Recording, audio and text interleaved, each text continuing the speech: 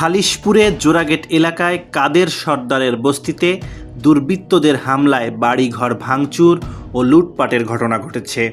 ভুক্তভোগী পরিবার সূত্র জানা গেছে, ঘের ব্যবসায়ী মুরাদের কাছে ওই এলাকার চিহ্নিত কয়েকজন ব্যক্তি চাঁদা দাবি করে এবং হুমকি দেয়।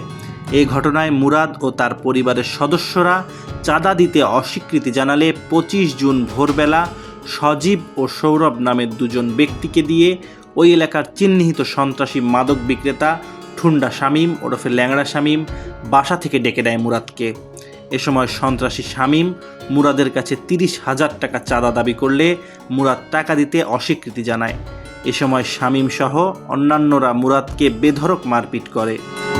এ ঘটনায় ভুক্তভোগী মুরাদ খালিশপুর থানায় 3 জনকে আসামি করে একটি হত্যা চেষ্টা মামলা করেছেন।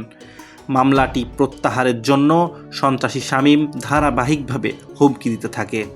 পরবর্তীতে গত 26 জুন বৃহস্পতিবার রাত 8:30টার দিকে 30 থেকে 40 জনের একদল সন্ত্রাসী বাহিনী মুরাদের বাড়ির মধ্যে ঢুকে ধারালো অস্ত্র দিয়ে কুপিয়ে বাড়ির অবকাঠামো সহ ঘরের অভ্যন্তরীণ আসবাবপত্রের উপর ব্যাপক ভাঙচুর ও লুটপাট চালায়।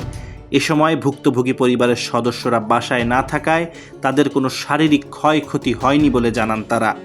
উক্ত বিষয়ে খালিশপুর থানার অফিসার ইনচার্জ মোহাম্মদ রফিকুল ইসলাম ঘটনাটির সত্যতা নিশ্চিত করেছেন। তিনি বলেন, আসামিরা বর্তমানে পলাতক রয়েছে, তাদেরকে আটক করার জন্য কার্যক্রম অব্যাহত রয়েছে। ঘটনাস্থল থেকে একটি গুলির খোসাও উদ্ধার হওয়ার কথা বলেন তিনি।